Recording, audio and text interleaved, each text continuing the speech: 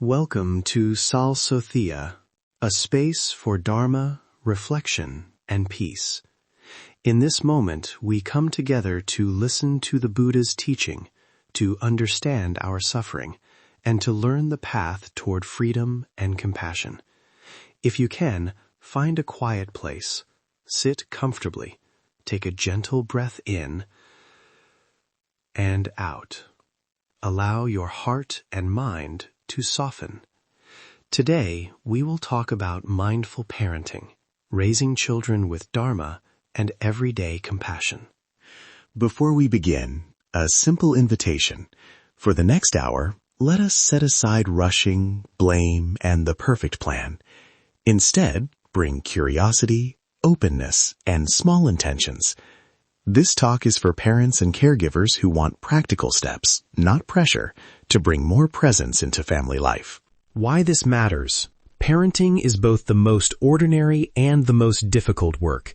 You may feel stretched thin, quick to correct, or unsure how to balance warmth and limits.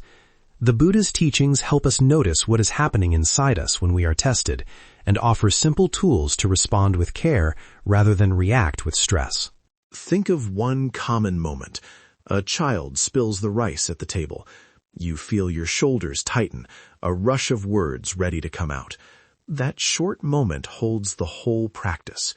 If we learn to pause there, to meet the child with presence, we can change how that family story unfolds. This is the promise of small, steady changes.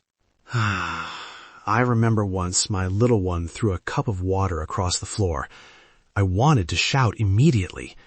Instead, I counted to 3 silently. It felt small, but it stopped me from being harsh. The child and I cleaned together, and we both felt calmer. Thank you for that real moment.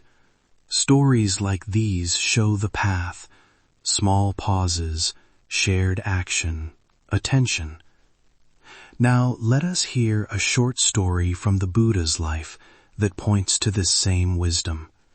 Listen closely to this part.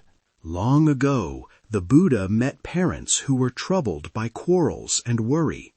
He taught that when anger rises, it is like a hot coal. If we throw it back, more burn arises. Instead, he asked us to hold the coal with care, to notice the heat and step back. The teaching is not to avoid discipline, but to bring skillful attention so that our responses do not add suffering. In Cambodian tradition, many families teach children through stories and calm modeling. Imagine a parent who, when the child acts out, breathes once, lowers the voice, and guides the child to fix the situation. The child learns responsibility without shame. This is the heart of mindful parenting. Now we move into the core teaching. 3 practical points you can try this week.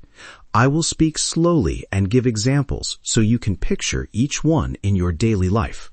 Point 1. Presence before correction.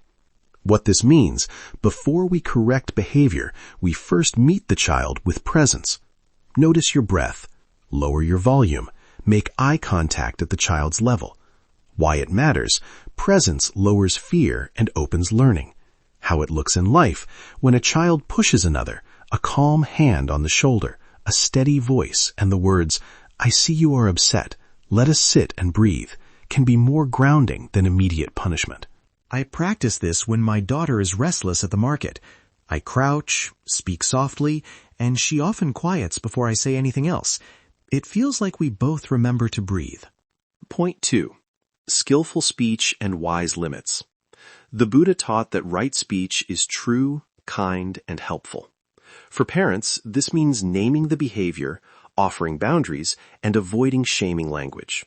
For example, instead of "you're bad," try "the cup is for the table. When you throw it, it can break. Please put it down so we can be safe."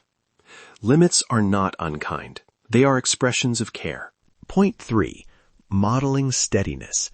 Children learn far more from what we do than what we say. If you show how to return to the breath when upset, they will learn that habit.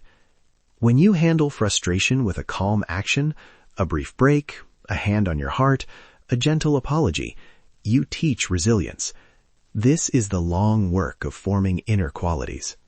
Each point supports the others. Presence prepares the heart, skillful speech guides the mind, and steady modeling becomes a living lesson. Together, they help children grow with safety, clarity, and love.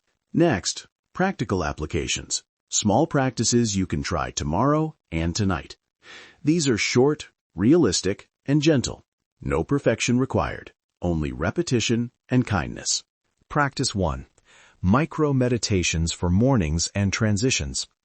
When you wake, place one hand on your belly and breathe slowly 3 times. Before entering a busy transition, like leaving the house, count to 3 with deliberate breaths. In, 2, 3, out. This 2-minute habit refocuses attention and helps you lead the day calmly. Practice 2. A loving kindness phrase for tense moments. Keep a short phrase with you to say silently when you feel reactive. May we be safe. May we be calm. Repeat it once or twice before you respond. This simple habit resets intention. Practice 3. A calming bedtime ritual. Before sleep, share 1 moment of praise and 1 moment of repair. For example, today I loved when you helped with the toys. I also want us to remember to use gentle hands. Close with 3 slow breaths together and a brief touch on the forehead or shoulder to signal safety. That bedtime ritual changed our evenings. My son sleeps more peacefully when we end with a short praise and a calm breath. It feels small but steady. Now I will lead a short guided reflection you can do in 6 to 7 minutes. You may sit or lie down. If you are with children, you can practice while they play nearby. This is a practice of calming and intention, not a test. Begin by letting your hands rest gently. Close your eyes if that is comfortable. Take a slow breath in and out. Notice where you feel contact with the floor or chair. Feel the weight of your body. Breathe in and out. Bring to mind a small family moment from today. Maybe a laugh, maybe a challenge. See it clearly, without judgment. As you recall that moment, notice the feelings in your body, perhaps heat, tightness, or softness. Breathe in to the area of feeling. Breathe in, acknowledging the sensation. Breathe out, allowing a little ease. Repeat silently, may I be calm. Repeat once, may my family be safe. Now imagine how you would like to respond in that situation. Not perfectly, but with one wise action. See yourself pausing, placing a hand on your heart, speaking quietly, or joining the child in the repair. Hold that image for a breath.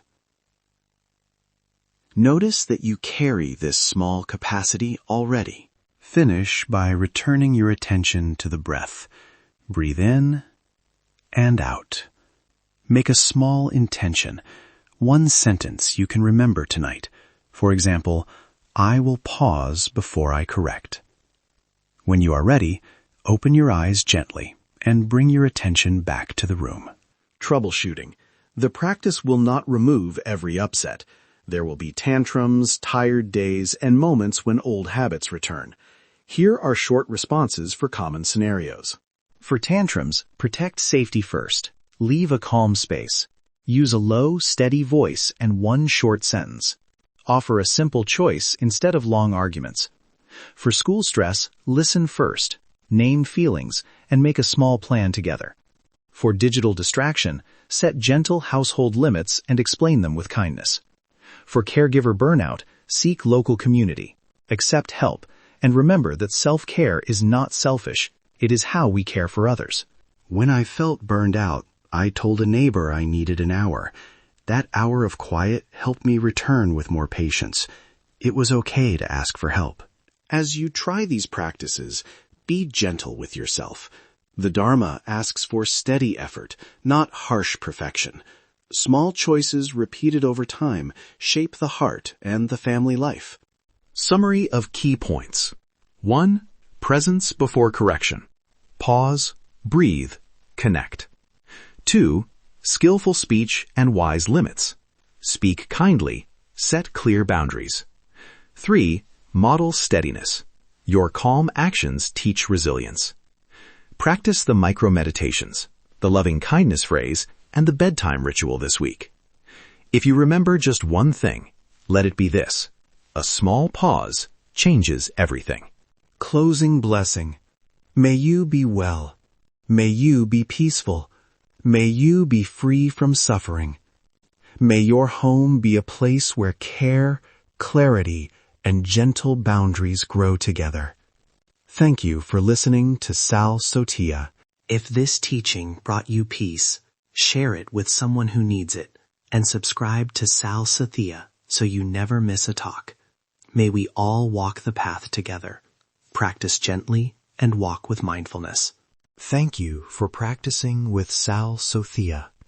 May your day be guided by wisdom and compassion.